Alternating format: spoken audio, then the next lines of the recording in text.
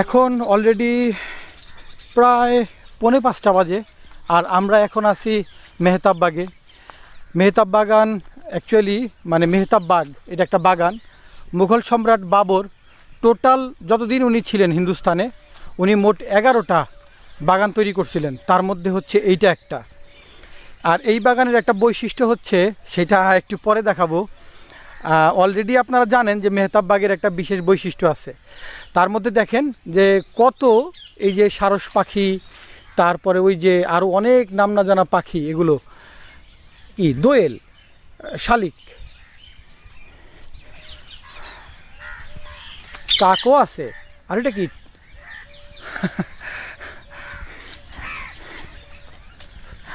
অনেক পাখি দেখে ভাল লাগতেছে, কিন্তু সব পাখির নাম আমি জানি না, এটা হচ্ছে সমস্যা। বাদশাহ বাবর যে 11টা বাগান তৈরি করছিলেন, তার মধ্যে সবচাইতে সুন্দর এবং সবচাইতে নৈসর্গিক দৃশ্য সম্বলিত যে বাগানটা, সেটা হচ্ছে এই মেহতাব বাগ। পরবর্তীতে এইটা শাহজাহানের সময়ে আরও বেশি এইটাকে সৌন্দর্যমণ্ডিত করা হয়। আর এইটার মানে যে বিশেষত্বটার কথা আমি বলছি আপনাদেরকে, সেইটা আমরা একটু পরে ওই পাশে গিয়ে আমরা দেখব। তার আগে আমি এই বাগানের ভেতরে আসছি পাখি দেখার জন্য। কত রকমের যে পাখি এখানে আছে। তবে এই জায়গা, এই জায়গায় কাক বেশি, তবে ওই দিকে আরও অনেক রকমের পাখি আছে। ওই যে পাখি অনেক ফুলের বাগান আছে, মানে জায়গায় জায়গায় অনেকগুলো ফুল গাছ আছে। তবে অনেক জায়গা এখনও নতুন করে আবার চারা লাগানো হচ্ছে ওই দিকে, ওগুলো এখনও ঠিকঠাক মতো হয় নাই।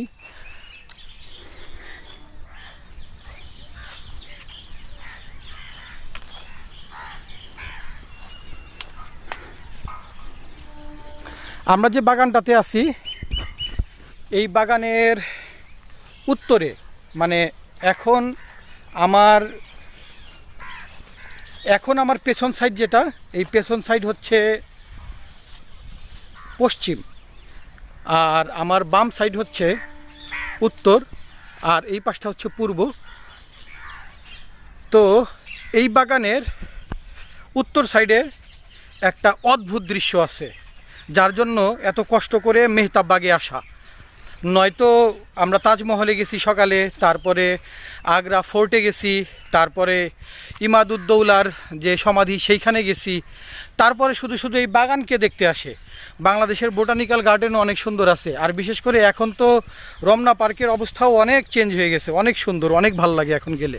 আগের মতো সেই হকার নাই। আর এই জায়গাটাতে আসলে কষ্ট করে আসার উদ্দেশ্য ছিল দুইটা। নাম্বার 1 হচ্ছে সারাদিন রোদ্রে ঘোরাঘুরি করে এতই অস্থির লাগতেছিল যে বলার বাইরে, কিন্তু জায়গাটা অনেক নিরিবিলি, অনেক সুন্দর, গাছপালা আছে। আর সবচাইতে মানে যে দৃশ্যটা দেখার জন্য এখানে আসছি, মানে শুধুমাত্র আমি দেখব, অন্য কেউ দেখবে না, মানে ভিড়ভাট্টা ছাড়া, সেই দৃশ্যটার জন্যই এইখানে আসা। আর সেইটা হচ্ছে ওই যে দেখেন তাজমহল। মানে এই বাগানের উত্তর পাশে হচ্ছে তাজমহল।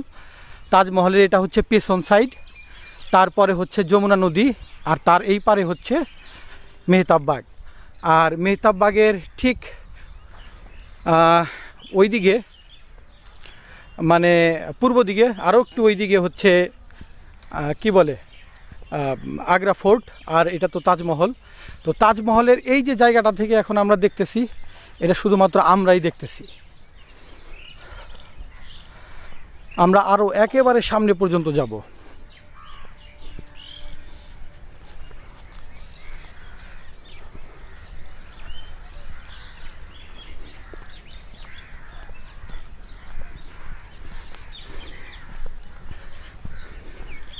এই জায়গাটাতে সম্ভবত কোনো একটা ফোয়ারা ছিল এক সময়, এটা এখন আর নাই, ধ্বংসপ্রাপ্ত হয়েছে। তবে জায়গায় জায়গায় এখন উন্নয়নমূলক কাজ চলতেছে অনেক, এটা আস্তে আস্তে হয়তো আরও ডেভেলপড হবে, কারণ পুরনো অনেক গাছ নাই।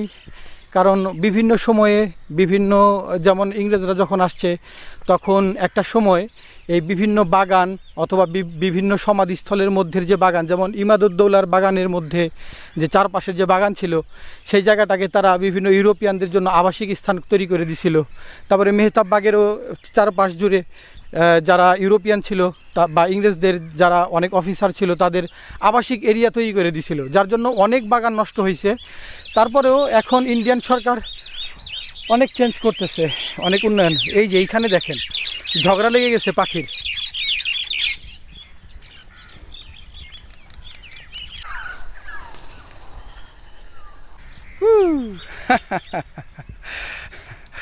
অসাধারণ অসাধারণ।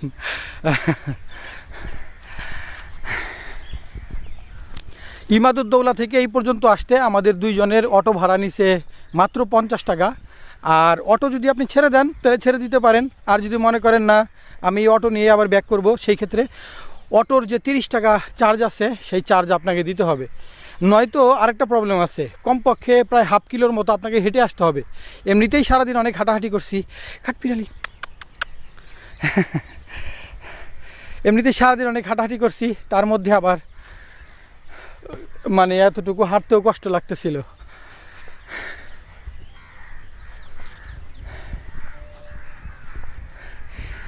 এই জায়গাটা কিছু একটা ছিল, একটা স্থাপনা যেটা এখন আর নাই। তবে জিনিসটা কি জানতে পারলে ভালোই তো। আসলে সম্রাট বাবর থেকে শুরু করে পরবর্তীতে যত সম্রাটই আসছেন, একেবারে সর্বশেষ আমার জানা মতে মেহমুদ শাহ পর্যন্ত, যিনি কিনা সম্রাট ফররুখশিয়ারের ছোট ভাই, মানে সম্রাট ফররুখশিয়ারের পরে যিনি ক্ষমতায় বসছিলেন দিল্লির মসনদে, উনি পর্যন্ত মানে সেটাও আমরা দেখব ইনশাল্লাহ কোন এক সময়, কাল পরশু। সেটা হচ্ছে সফদার জংয়ের যে সমাধি, সেটা আমরা দেখতে গেলে দেখব যে সব জায়গায় মুঘলরা চেষ্টা করছে যে কোথাও সমাধিস্থল বা কোথাও বাগান, মানে যাই করুক না কেন বাগান তাদের আছেই। সমাধিস্থল হোক অথবা ধরেন নর্মালি ঘোরাফেরার জন্য বা রিফ্রেশমেন্টের জন্য হোক, তারা বাগান করছেই। তো একেবারে ওই বাঙ্ক পর্যন্ত যাব, ব্যাঙ্ক অফ দি রিভার।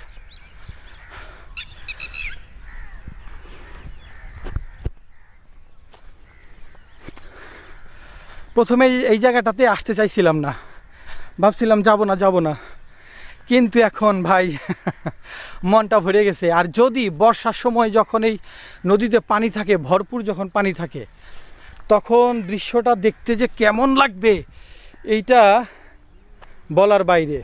এইখানে বসার জন্য বেশ কিছু বেঞ্চের মতো করে দেওয়া আছে, ওই জায়গাগুলো নতুন করে বাদ দিতেছে। যদি বাঁধটা হয়ে যায় তাহলে আমার মনে হয় সুন্দরই হবে। ও এখন দেখেন ভাই দৃশ্য, সুবহানাল্লাহ।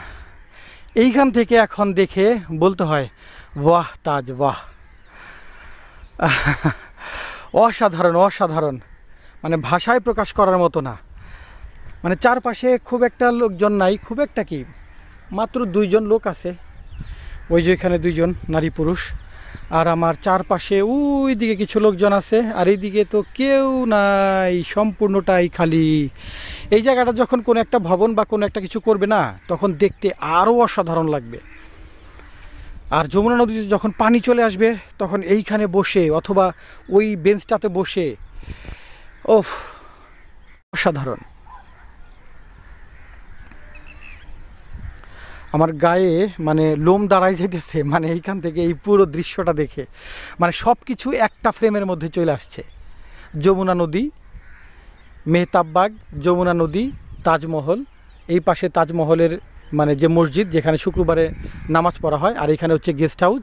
দুইটা মানে এখন গেস্ট হাউস, আগে কি ছিল জানা নাই, তবে ওইটা মসজিদই ছিল। আর দুই পাশে সেম আর্কিটেকচারাল বিল্ডিং, মাঝখানে তাজমহল, মানে অসাধারণ অসাধারণ দৃশ্য।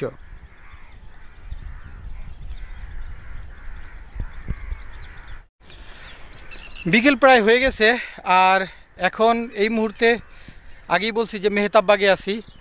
আর আপনারা হয়তো দেখতে পারতেছেন যে আমার পেছনেই তাজমহল, আর আমার এবং তাজমহলের মাঝখানে শুধু যমুনা নদী, এছাড়া আর কিছুই নাই। আর চারপাশে এই মেহতাববাগ। যদি আপনারা কখনো অন্তত তাজমহল দেখতে আসেন তাহলে অবশ্যই মেহতাববাগে আসবেন, কারণ যদি তাজমহলের সৌন্দর্য নিরিবিলি আপনি একেবারে মন থেকে অনুভব করতে চান, হৃদয় দিয়ে অনুভব করতে চান যে আপনার আর তাজমহলের মাঝখানে আর কিছুই থাকবে না, তাহলে মেহতাববাগে আসতে হবে। আসলে এই অনুভূতি ভাষায় প্রকাশ করার মতো না, কারণ আমি তাজমহলে যখন গেছি টিকিট কেটে 50 টাকা দিয়ে টিকিট, মানে 50 রুপি দিয়ে টিকিট কেটে ওই পাশ দিয়ে যখন গেছি, তখন তাজমহলের সৌন্দর্য ছিল একরকম, আর এখন এইখান থেকে তাজমহল আমি দেখতেছি, মানে এইটার সৌন্দর্য অন্যরকম। আমি হাঁটতেছি এই পুরো মেহতাববাগের যে আমার শেষ যে পয়েন্ট, এই পয়েন্ট থেকে আমি হাঁটতেছি, আর একেবারে আমার সামনে তাজমহল আমি দেখতেছি। কোনো লোক নাই, ভিড়ভাট্টা নাই, হইচই নাই, মানে একজন ভাই সরেন আমি একটু ছবি তুলবো, মানে এইরকম কোনো সিচুয়েশন নাই। মানে অসাধারণ অসাধারণ একটা দৃশ্য। সো তাজমহলের সৌন্দর্য যদি উপভোগ করতে চান তাহলে অবশ্যই মেহতাববাগে আসতে হবে।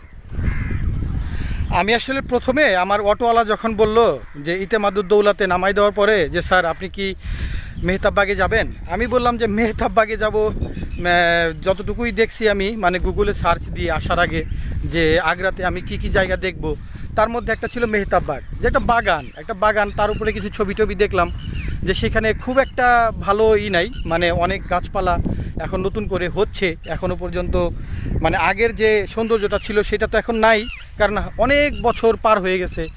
এখন আস্তে আস্তে সেগুলো আবার নতুন করে রিক্রিয়েশন হচ্ছে। তো বললো যে না, আপনি যদি যান তাহলে আপনি তাজমহলের সৌন্দর্যটা নতুন করে উপভোগ করতে পারবেন। তো আমি আবার গুগলে সার্চ দিলাম, যে দেখলাম যে বেশ কয়েকজনে মানে খুবই মানে ভালো রিভিউ দিছে। তো পরে আমি ভাবলাম যে ঠিক আছে যাই। তো আমার সাথে আমার ভাগ্না ছিল, পাখির ডাকের কারণে কনসেন্ট্রেশন নষ্ট হচ্ছে, মনে হচ্ছে যে ওরটাই আগে রেকর্ড করি।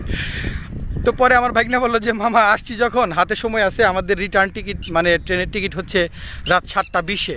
সো হাতে অনেক সময় আছে, আর এখান থেকে আমাদের যেতেও বেশিক্ষণ লাগবে না, হয়তো আধ ঘন্টার মতো লাগবে।